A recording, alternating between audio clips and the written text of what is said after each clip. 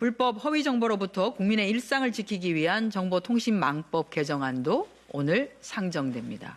타인의 권리 또는 공익을 침해하고 타인에게 손해를 가할 의도나 부당한 이득의 목적일 경우 유통을 금지하도록 요건을 명확히 해 위헌 소지를 제거했습니다.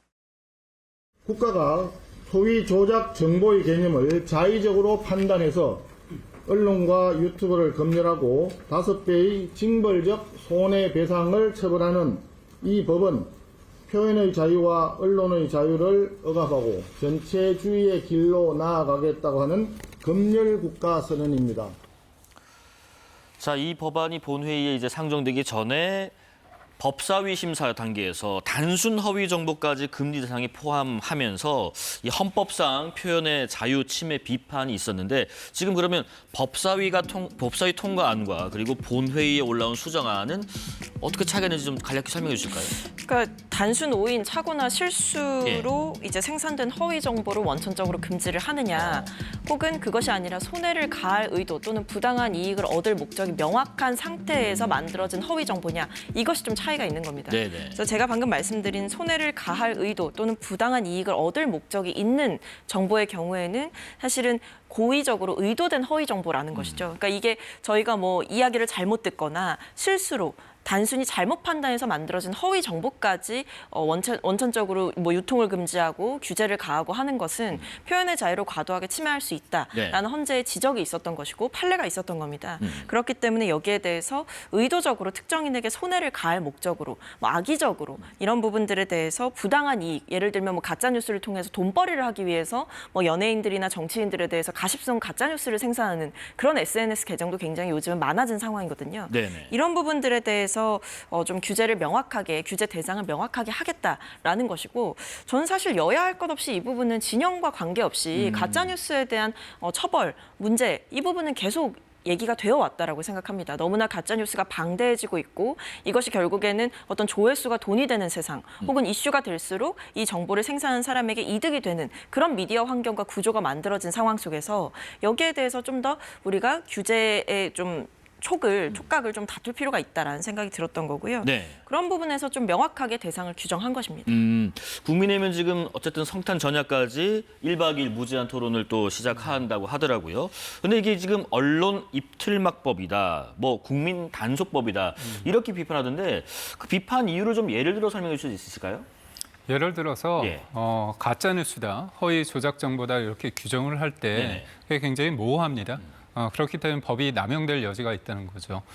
두 번째는 뭐냐면 입증 책임을 언론사에 하게끔 돼 있습니다. 저도 한때 기자였기 때문에 우리가 취재를 할 때 수사기관처럼 어떤 압수수색 영장을 뭔가 신청을 해서 발부받고 그럴 수 없습니다. 그렇기 때문에 제한적인 어떤 정보를 가지고 기사를 쓸 수밖에 없는데 의도는 그렇지 않더라도 문제가 생길 수 있는 거 아닙니까? 그렇다면 그 입증 책임을 언론사에 대해 지운다는 건 결국 뭐냐면 의혹이 있더라도 뭔가 자기 검열을 해서 주저하게 된다는 거죠. 그런 부분이 있고 또 하나 제가 좀 납득이 안 가는 게 그 언론중재법에 이제까지는 사실에 기초한 부분에 대해서 반론 보도를 할 수 있게 됐습니다. 근데 사실에 기초한 거 내용을 제한한다는 걸 뺀다는 겁니다. 그렇다면 우리가 하는 예를 들어서 사설, 칼럼, 논평, 제가 이 자리에서 말한 것도 어떻게 본다면 팩트를 기반으로 하지만 저의 주관성이 표현되지 않습니까? 그렇죠. 저의 그런 것까지도 일정 부분 반론을 한다는 것은 사실상 표현의 자유를 위축시킬 수밖에 없다. 그것은 언론의 문제뿐만이 아니라 모든 국민들에게 적용되는 거고요. 그리고 징벌적인 부분 관련해서도 5배를 한다는 거거든요.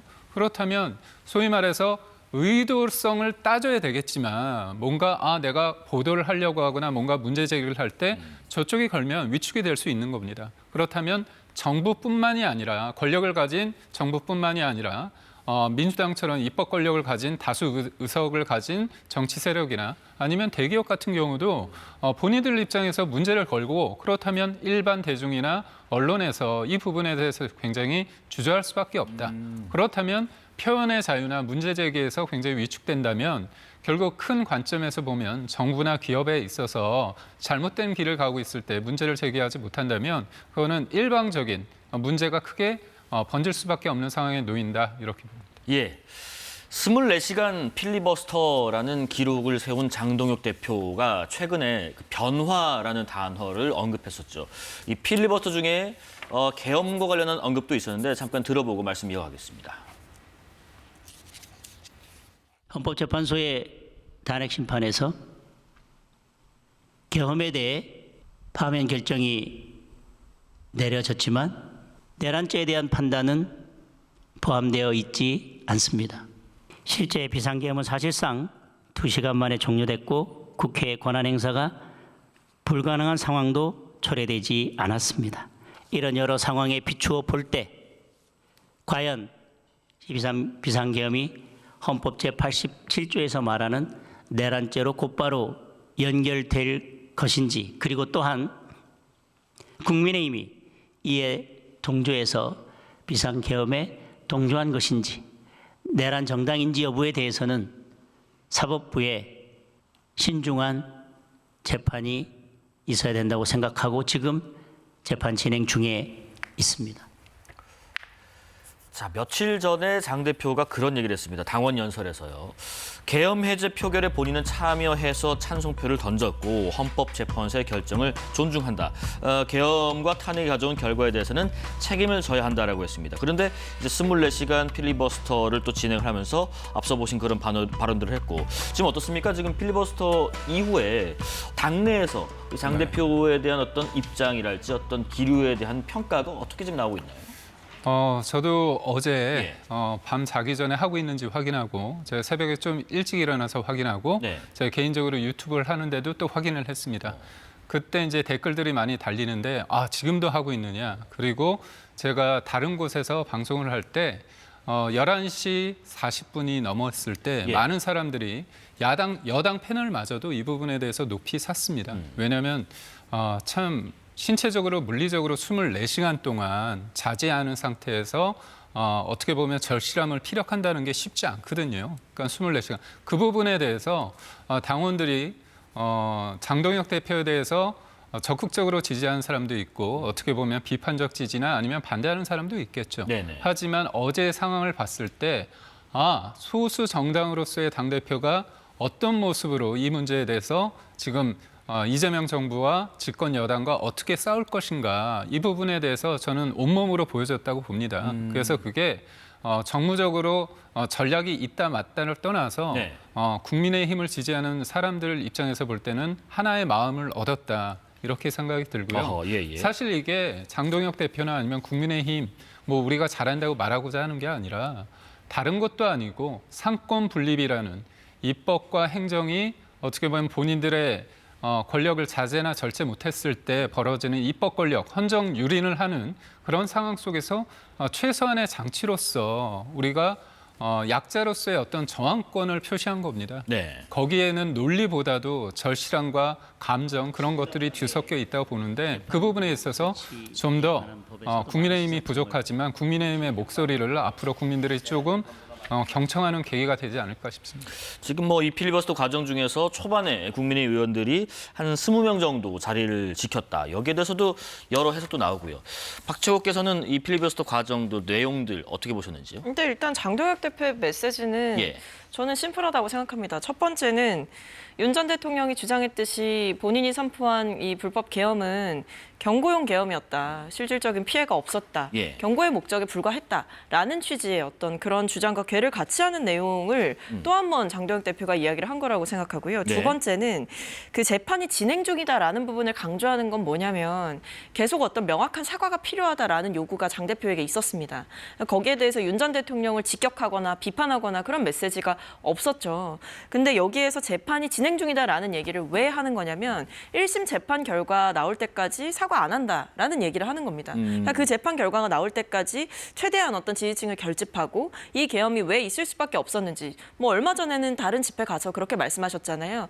민주당의 폭거 때문에 지금 이 계엄이라는 것이 불가피했다라고 얘기를 하지 않습니까? 그러니까 그런 윤 전 대통령과 궤를 같이 하는 주장을 계속하면서 본인을 지지했던 세력들을 끌어모으고 또 한편으로는 윤 전 대통령의 지지층을 끌어모아서 선거를 준비하고 있는 거죠. 근데 그러면서 이 사과를 해라라는 대외적인 요구가 계속 있다 보니까 네. 사실은 좀 왔다 갔다 하는 입장을 보이기도 하는 것이고 또 한편으로는 1심 재판이 나올 때까지 재판 결과가 나올 때까지 사과를 하지 않겠다라는 입장을 저는 우회적으로 이야기했다라고 생각합니다.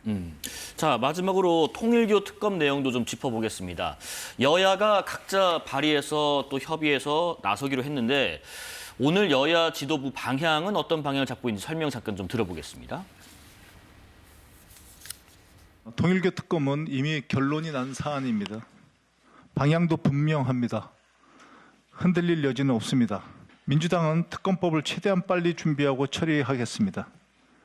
특검이 출범한 즉시 수사가 일사불란하게 진행되도록 전면에서 뒷받침하겠습니다. 정교 유착의 전모를 하루라도 빨리 드러내겠습니다. 성역은 허용하지 않습니다.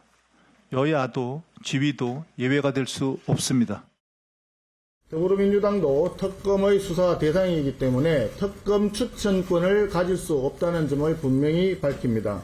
둘째, 민중기 특검의 야당 표적 수사와 여당 정치인의 통일교 유착 은폐 시도, 이는 반드시 수사 대상에 포함되어야 합니다.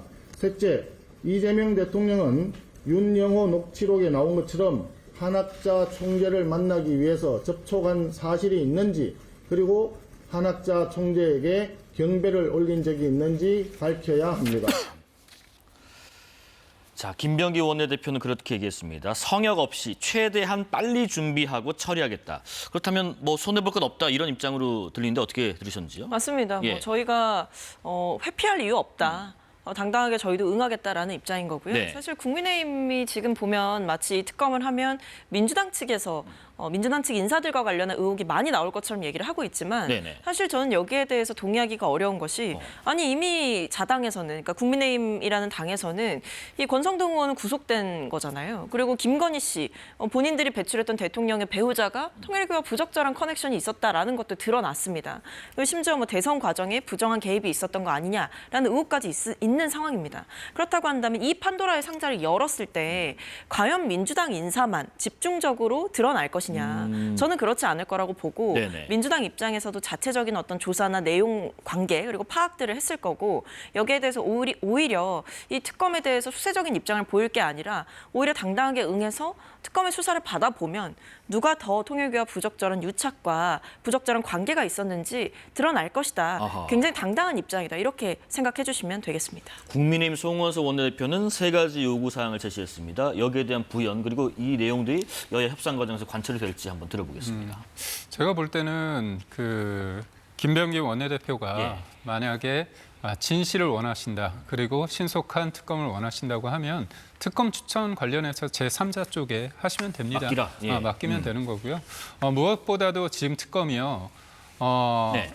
국민의힘 쪽만 수사를 했던 거 아닙니까? 재판 진행되고 있는 거 아닙니까? 그런데 그 수사가 진행되는 데 있어서 가장 본질적인 원초적인 그 발언이 지난 8월에 있을 때 양쪽을 얘기했습니다. 민주당 쪽 얘기했습니다. 전재수, 임종성 등 여러 사람을 얘기했는데 그건 쏙 뺐습니다.